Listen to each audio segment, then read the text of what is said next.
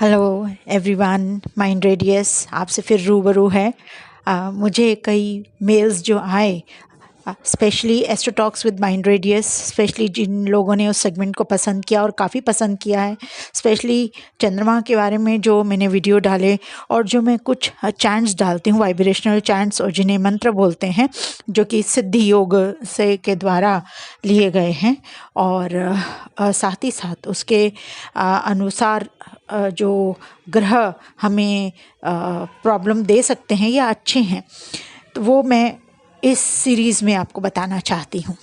तो मैंने रैंडमली कुछ वीडियोस डाल के देखे शनि के बारे में और हनुमान जी के बारे में, कुछ रेमेडीज़, चंद्र की रेमेडीज़, सूर्य की रेमेडीज़, तो लोगों ने बहुत पसंद किया। तो आपको मैं ऐसी ही सीरीज़ शुरू करने जा रही हूँ जिसमें astro talks with mind radius playlist में आपको अलग अलग ग्रहों की स्थिति के हिसाब से उनके प्रभाव क्या होते हैं, अपनी पत्री बिना जाने समझे या उसको अध्ययन किए बगैर, ज्योतिषी की विद्या के बगैर आप समझ सकते हैं। तो हम सब जो हैं ज़रूर अपने ग्रहों के बारे में जानना चाहते हैं। जो 9 ग्रह होते हैं उनका हमारी लाइफ पर बहुत असर पड़ता है, और छाया ग्रह भी, जैसे राहु केतु को छाया ग्रह बोला जाता है, उस पर का भी असर पड़ता है। तो ये जो 9 ग्रह हैं, इनके प्लेसमेंट कब कब किस किस राशि में कब किस तरीके से होता है और क्या असर पड़ता है एक इंडिविजुअल पर, इतना डिटेल में तो नहीं, लेकिन मैं आपको सिर्फ वो लक्षण बताऊंगी कि अगर कमज़ोर है तो क्या करें। क्योंकि माइंड रेडियस जो है वो अपनी विभिन्न विधाओं से, neurology, NLP, subconscious brain repatterning, Siddhi Yoga और NLP के माध्यम से, और ये एस्ट्रोलॉजी, इवन मैं जल्दी ही पॉमिस्ट्री और वास्तु की भी वीडियोस, अगर आप पसंद करें, अगर आप, मुझे लगा कि आपने का अच्छे से नोटिस किया है और उसके व्यूज़ अच्छे आते हैं, मेरी मेहनत सफल हो जाती है जब वो बहुत लोगों तक पहुंचता है और उनकी प्रॉब्लम्स को ठीक कर सकता है। अगर 14-15 लोगों ने व्यू देखे, मैंने 2 घंटे 3 घंटे लगाकर और टोटल 2 दिन लगाकर एडिटिंग किया और वो किसी ने देखा नहीं और कोई उपाय वो लोगों तक पहुंच नहीं पाया, लोग उसका लाभ नहीं ले पाए, तो मेरी भी मेहनत बेकार जाती है। तो आप कमेंट सेक्शन में ज़रूर कमेंट कीजिए ये वीडियो देखने के बाद कि आपको इन जो मैं आपको रेमेडीज़ बता रही हूँ इससे क्या फ़ायदा हुआ। चलिए बात करते हैं सबसे प्यारे ग्रह चंद्रमा की। चंद्रमा यानी मून हमारे शरीर का, आप जानते हैं, जल तत्व है, और यह हमारी माता, जैसे चंद्रमा को माता बोला जाता है, सूर्य को पिता बोला जाता है। ये ग्रह हमारी माता और पिता को रिप्रेजेंट करते हैं, या कहें कि हमारी माता चंद्रमा को रिप्रेजेंट करती हैं और पिता सूर्य को रिप्रेजेंट करते हैं। तो आप कैसे जानें कि आप, पहले तो लक्षण जानिए कि आपके चंद्रमा वीक हैं या नहीं। देखिए, जो कुंडलियाँ मैंने देखी हैं उसमें कुछ खास लक्षण देखे हैं उन लोगों के, तो मैं वो आपके साथ शेयर कर रही हूँ। अगर ऐसा है तो आप, जो मैं लक्षण के हिसाब से आपको रेमेडीज़ बता रही हूँ, आप वो ज़रूर फॉलो कीजिए। देखिए, अगर आपको बहुत गुस्सा आता है, घर में बहुत लड़ाई होती है, आपको बहुत क्रोध और साथ ही साथ एंजाइटी बढ़ती जाती है, चिड़चिड़े आप रहते हैं और किसी काम में मन नहीं लगता, मन बहुत अशांत रहता है, एक काम शुरू करते हैं उसे बीच में छोड़ते हैं, दूसरा काम करते हैं, तीसरा काम करते हैं। इसके अलावा बहुत ही अगर चंद्रमा खराब हो तो इंसान को मिर्गी के दौरे आना, या उसका बहुत ज़्यादा पागलों जैसा बिहेव करना, कुछ भी बुद्धिमानी से ना कर पाना, ज़्यादा याद ना रह पाना, और कि हर किसी से लड़ाई करना, क्रोधित रहना, ये भी बुरे खराब चंद्रमा के लक्षण हैं। नॉट ओनली दैट, ऐसे लोग जो हैं वो, आप देखेंगे कि अपनी सूझबूझ से काम नहीं कर पाते और बुद्धिमत्तापूर्वक निर्णय नहीं ले पाते, यानी उनमें निर्णय लेने की क्षमता जो है वो कम होती है। साथ ही साथ दिमागी कमज़ोरी तो मैंने आपको निशानी बता ही दिया। अगर बहुत ही बुरा चंद्रमा हो तो पागलपन की, मतलब पागल होने तक की नौबत आ जाती है। क्योंकि यह ग्रह जो है चंद्रमा, ये हमारे शरीर में पानी तत्व को, जैसे मैंने कहा, रिप्रेजेंट करता है।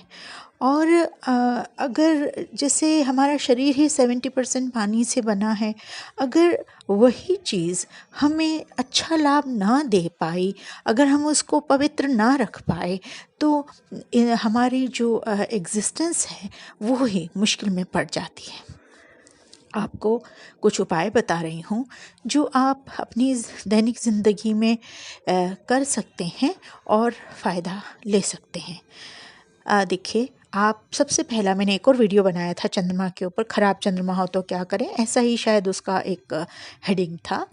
तो आपको सबसे पहला पानी नष्ट नहीं करना चाहिए। जितना पानी पीना है आधा ग्लास लीजिए, 1/4 ग्लास लीजिए, चाहे रेस्टोरेंट जाएं या घर में जाएं या मेहमान को दें।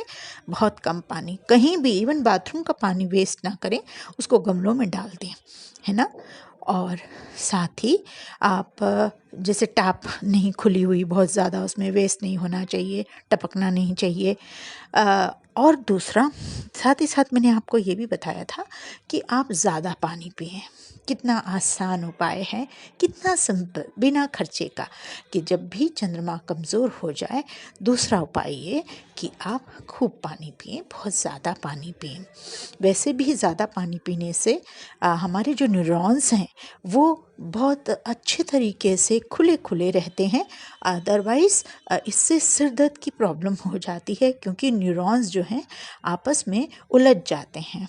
इमेजिन कीजिए जैसे कि बिजली की तारें आपस में उलझ जाएं, तो वो हमें जो करंट पहुंचना है वो कितनी मुश्किल से और देर से पहुंचेगा। इसी तरीके से अगर हमारे शरीर में, मस्तिष्क में कम पानी रहे, तो हमारी याददाश्त या हमारे सोचने की क्षमता या बुद्धिमत्ता कम हो जाती है, मंद बुद्धिता आ जाती है। ठीक, दूसरा ये था। तीसरा ये है कि आप चावल भी नष्ट ना करें, जैसे चीनी, चावल, सफ़ेद चीज़ें, ये सब वैसे भी कुछ नष्ट नहीं करना चाहिए मुख्य तौर से, लेकिन ये चीज़ें आप नष्ट ना करें। और हो सके तो आजकल के ज़माने में आपको बताना चाहती हूँ कि सात्विक रहें, अगर पॉसिबल है तो सफ़ेद कपड़े पहनें सोमवार को। और सबसे बड़ा चौथी चीज़ कि आप शिव जी की आराधना करें। कहते हैं, जो ज्योतिष विद्या प्रैक्टिस करती हूँ फिर भी कहते हैं लोग कि जो शिव की आराधना करते हैं वो बड़े क्रोधी होते हैं।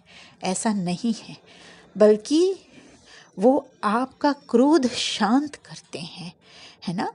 आप अगर किसी भी चीज़ को ज़्यादा करना ठीक नहीं होता, आपने चंद्रमा बहुत मजबूत कर लिया, सूर्य नीचा कर दिया, सूर्य बहुत मजबूत कर दिए, चंद्रमा नीचे कर दिया, सब कुछ बैलेंस ही ठीक रहता है।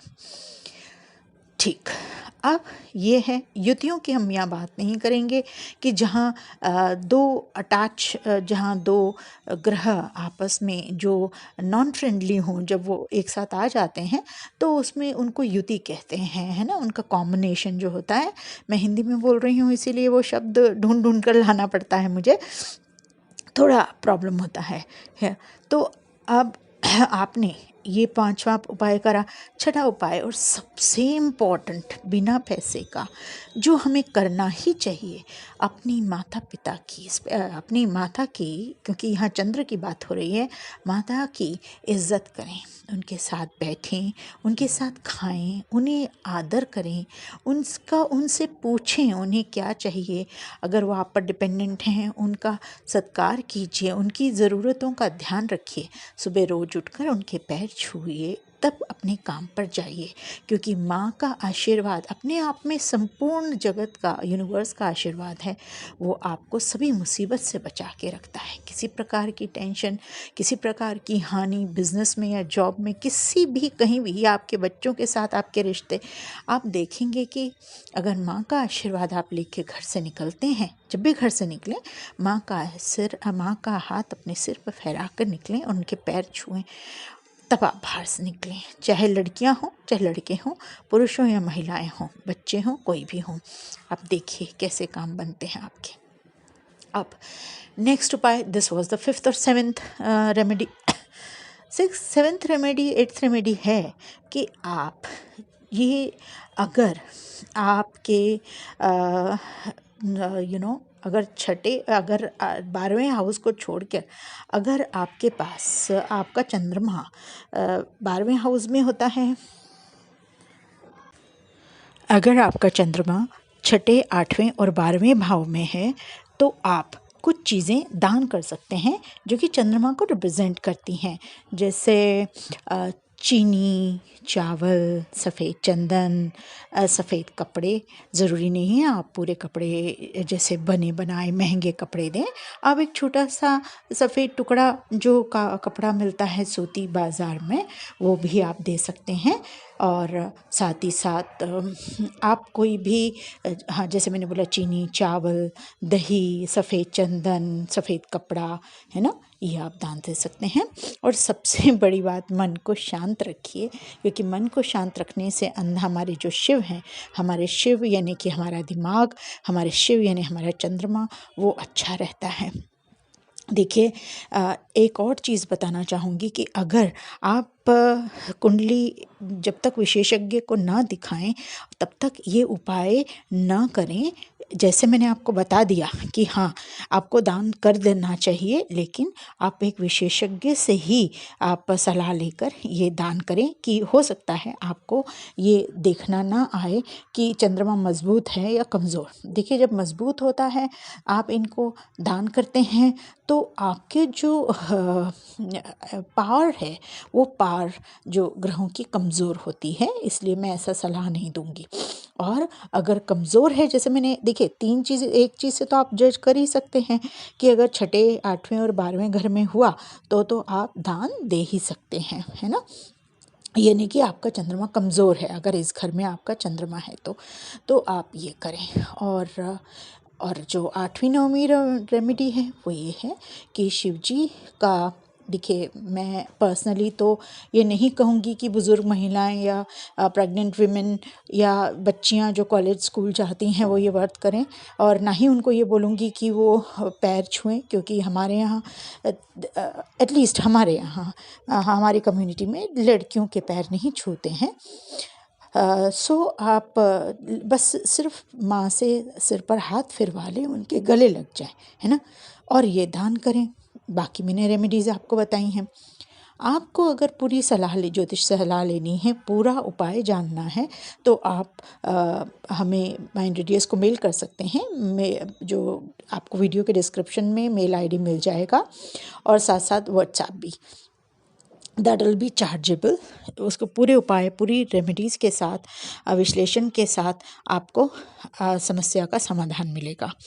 सो मैं ये समझती हूँ कि अगर मैं अपना समय लगाकर आप लोगों के प्रश्नों का उत्तर देकर इतना टाइम डिवोट करती हूँ, तो एक लाइक तो ज़रूर बनता ही है, क्योंकि वो हमें अप्रिशिएट करता है आगे बढ़ने के लिए। वो हमें और भी लोगों तक पहुँचने की हिम्मत देता है, क्योंकि ज़्यादा से ज़्यादा अगर हम लोगों तक पहुँच पाएँ तो समस्या ज़्यादा से ज़्यादा लोगों की हल हो पाएगी। तो यही उम्मीद करती हूँ कि आपको ये रेमेडीज़ अच्छी लगी होंगी, और ट्राई करने के बाद आप मुझे कमेंट कीजिएगा कमेंट सेक्शन में कि आपको क्या फ़र्क लगा अपनी ज़िंदगी में। ये वो रेमेडीज़ हैं जो मैं शेयर करती हूँ, जो क्लाइंट्स को बताती हूँ, और उनको बहुत बहुत बहुत फ़र्क पड़ा है।